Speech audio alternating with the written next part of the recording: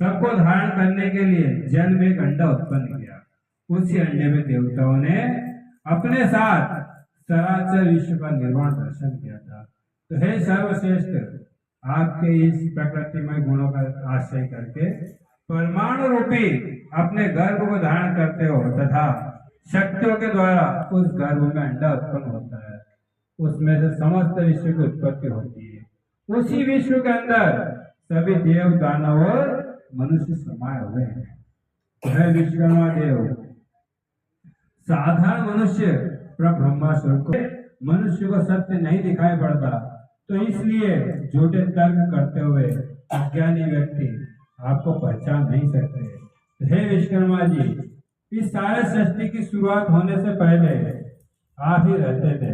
वो प्रत्युत सूर्य रूपी आकाश आदि के रूपों में आप प्रकट हुए। सभी औषधियों और वनस्पतियों को उत्पन्न करने वाले आप ही हैं। तो सूर्य जी बोले कि हे सोनक, इस प्रकार ऋषियों की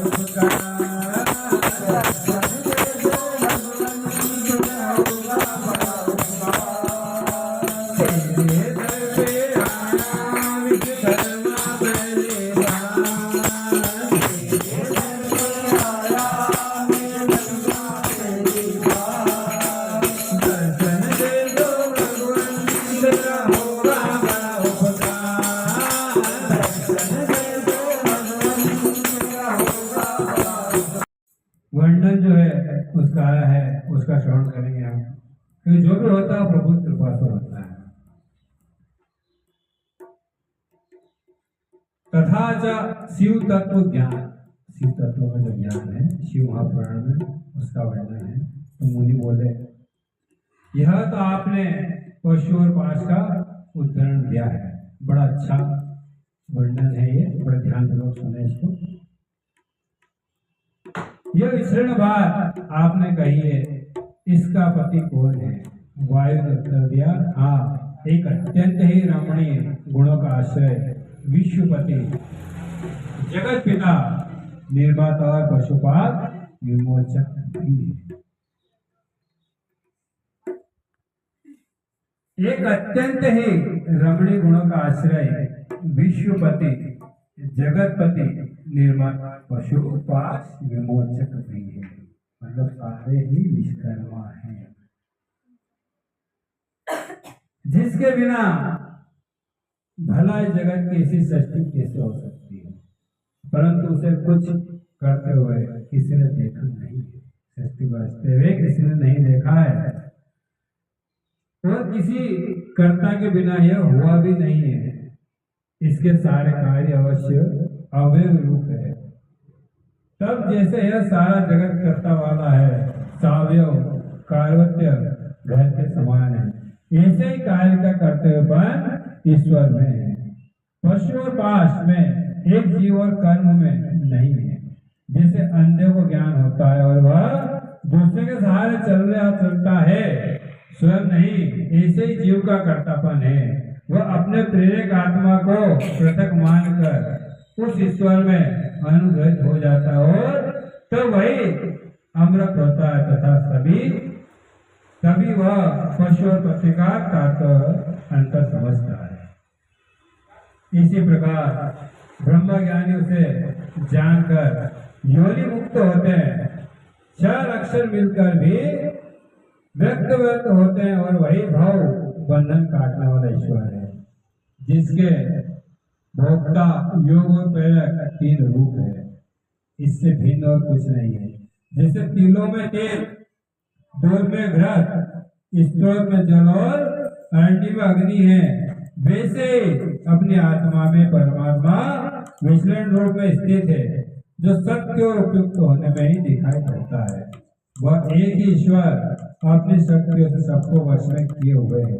वह एक ही रुद्र है, दूसरा नहीं। यह सृष्टि का उत्पन्न करता रक्षक और सहन करता है।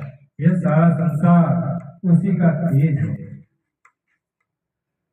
सब उसका मुख है। संसार में भुज चरण इस विराट पुरुष के भुजा और चरण है। भाई एक देवता स्वर्ग सहित पृथ्वी को उत्पन्न करने वाला, देवताओं को उत्पन्न और पालन करने वाला, देवताओं को पहले ब्रह्मा को उत्पन्न करता, विश्व उत्पादक और रुद्र नाम से कहा जाता है, जिसे महर्षियों और श्रुतियों ने सबसे अधिक कहा है। उस वेद महान आदि वर्ण तम से परे प्रभु को मैं जानता हूँ, जो परमात्मा और इस प्रकार कुछ भी नहीं है, तथा जिससे सारा जगत पूर्ण है, जो एक वृक्ष के समान स्तंभ हो स्वर्ग में स्थित है, और जिसके संकल्प से ही चराचर जगत होता है, और जिससे ही सबके मुख शिरोद्विवा है, वही सब प्राणियों में स्थित है, और वही सर्वव्यापी भगवान है, जिसने उसे सर्वगत शिव कहते हैं। वही सबको इस प्रकार आवृत कर स्थित है। वह सब इंद्रिय और गुणों में अभ्यास रूप है, किंतु इंद्रिया वर्जित है।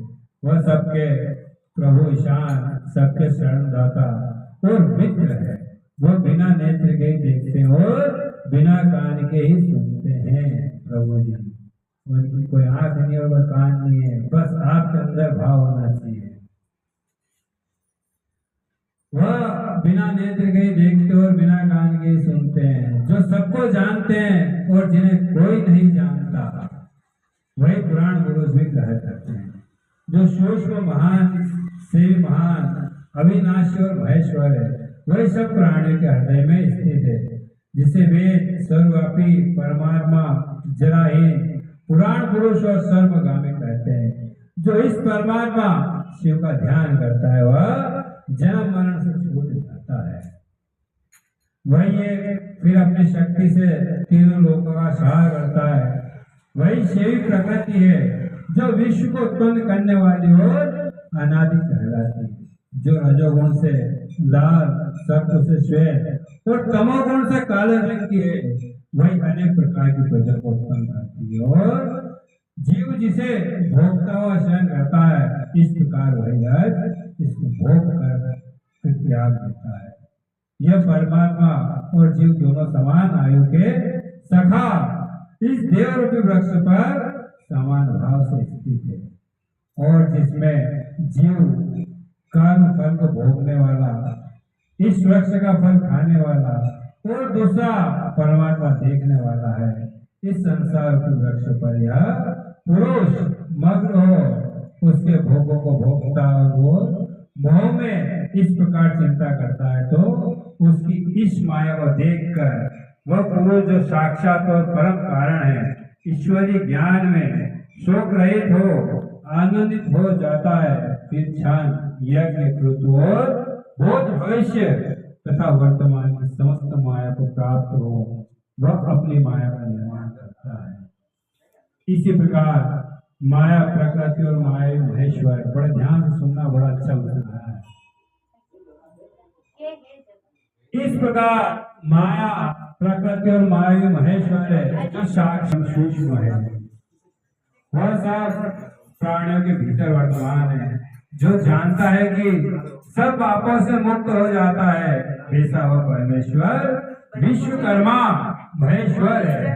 क्या काम है? विश्वकर्मा महेश्वर है। विश्वकर्मा ही महेश है और महेश ही विश्वकर्मा है। इस भाव से जो प्राणी उन्हें अपना हृदय में स्थित करके जान लेता है, उसे अमृत की प्राप्ति हो जाती है। यह जो भाव जानता है, उसे अमृत की प्राप्ति हो जाती है। वह सब ईश्वरों के इस विश्व के व्याप्त है। वह ईश्वरों के भी ईश्वर और परम महेश्वर है। वह देवताओं के परम देवता और पतियों के पति भुवनेश्वर है। जो इन देवों का भजन करते हैं, उन्हें में और किसी साधन की आवश्यकता नहीं है। उससे अधिक और उसके समान जगत में कोई नहीं है। उन्हीं की पराशक्ति सर्वत्र सुनाई पड़ती है। उनमें वह ज्ञान बल और क्रिया है जिससे कि यह विश्व इस प्रकार आकृतिमान है, उनको उत्पन्न करने वाला कोई और नहीं, और वह जन्म मरण से परे, उसका कोई कारण भी नहीं। अच्छा बना है कि विश्वकर्मा ही शिव है, कर्ता धर्ता हर्ता, ब्रह्मा विष्णु है, तीनों रूप में विद्यमान, जिन्होंने पृथ्वी का निर्माण किया। और महादेव जो है वह कैलाश पे रहते हैं, वो प्रकृति से बड़ा उनको मोह है। एक बार क्या होता है, अच्छा प्रसंग रहा है कि माता बाप उनसे कहती है कि हमें भी महल में रहना, हम तब तक पहाड़ों में रहे, हरियाणा में रहे, ऐसा पीछे सब रहता है, तो कहते हैं कि हमें महल में रहना है, तो हमें महल में धरता धरता हो, आप तो उसमें नहीं है, उन्होंने कि नहीं, आपको अगर महल चाहिए तो सृष्टि का निर्माण करने वाले हैं विश्वकर्मा। आपको कुछ भी चाहिए, सत्यवाद है, अगर आपको कुछ भी चाहिए निर्माण से, आपके लिए महल की माँ पाता पार्वती विश्वकर्मा धाम जाती है, और वो विश्वकर्मा से कहती है, हे विश्वकर्मा देव, हमारे लिए भी आप एक महल का निर्माण करें। महादेव कहते हैं कि माता से, हे पार्वती, जब आप विश्वकर्मा धाम को जाएं तो एक श्रीफल जरूर लेके जाएं। वैसे तो क्या प्रभु के दरबार में खाली हाथ भी जाना, लेकिन अगर आपके पास कुछ है तो लेके जाना चाहिए। तो श्रीफल जो है वो एक ऐसा फल है कि वह खाया भी जा सकता है और पिया भी जा सकता है, तो इसके लिए श्रीफल ही लेके जाए, ताकि एक वहां पे श्रीफल देख के प्रभु को याद है कि आपको कुछ देना है, आप कुछ लेना है। और जब भी आपको कुछ चाहिए तो आप विश्वकर्मा दरबार में जाए, निर्माण संबंधित आपको आवास चाहिए तो श्रीफल लेकर के अमावस्या के दिन बाबा के दरबार में जाए और श्रीफल अर्पण करें, बाबा जरूर सुनते हैं। और यह सत्य घटना है। तो इस्तेमाल को बनाते हैं जो स्वर्ण का रहता है, और स्वर्ण का महल बना के महादेव वहां विराजमान होते, पूजन पाठ कराते, किन से कराते पूजन पाठ? रावण के पिताजी के द्वारा, और वह पूजन करते हैं और दक्षिणा में वह महादेव मांग लेते हैं। तो महादेव कहते हैं कि हम प्रकृति से प्रेम करते हैं, तो हमें कैलाश नहीं रहना, तो इसलिए महादेव प्रकृति के प्रिय है, प्रकृति में रहते हैं। वहाँ सावन सोमवार है, सावन महीने अमावस्या है, और सोमवार ही मान लो बात है कि वहां कोई सब बनाया प्रभु के दिन है। तो आज उनकी कृपा से हमने इसका शिव महापुराण का वर्णन आया, इसका महापुराण कथा में उसका हमने श्रवण किया है। तो बोलो महाकाल महाराज की जय। तो उन आत्माओं को सर्वदा सुख की प्राप्ति होती है, अन्य को नहीं। जो नित्यो और चेतनों को चेतना करने वाले एक ही स्वयं काम नहीं होकर जो दूसरों को अनेक कामना और असंख्य योग में जानने योग्य कारण स्वरूप जगतपति शंकर है, ऐसा जानकर जीव कर्म बंधन से मुक्त हो जाता है। उन शिव जी ने पहले ब्रह्मा को रचकर उन्हें वेदों का उपदेश दिया। मैं उन शिव जी की शरण में हूँ जिन्होंने जाने बिना दुखों का अंत किया। लो उनकी शरण हो जिन्होंने कुछ भी नहीं पूछा और सारे दुखों का हरण किया। संन्यासम का यही पवित्र और पाप नाशक ज्ञान है जो वेदांत में परम मुख्य है, और जो पूर्व कल्प में कहा गया था वह मैंने बड़े भाग्य से ब्रह्मा जी के मुखारबिंद से सुना था। इस श्रेष्ठ ज्ञान को किसी भी बड़े ध्यान से सुनना, केवल 4 लाइन वह मैंने बड़े भाग्य से ब्रह्मा जी के मुखारबिंद से सुना था। इस श्रेष्ठ ज्ञान को किसी अशांत मनुष्य को न दे, अशांत मनुष्य को न देवे, निपुत्री और सदा चीर चर अशिष्य को भी न देवे।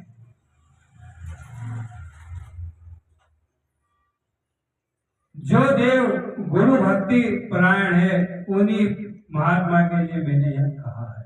जो भगवान में लीन रहते हैं उनके लिए यह जो हमने अभी श्रवण किया है उन्हीं के लिए है, और उन्हीं पर इसका प्रकाश हो। संक्षिप्त जिसका यह आशय भी सुना कि शिव जी प्रकृति से परे वे पुरुष है जो सृष्टि प्रकट करते और स्वयं संहार करते हैं। इस प्रकार श्रेष्ठ महापुराण में शिव महापुराण नामक 7वां अध्याय विरामपुर महाकाल महाराज की जय। कृष्ण भगवान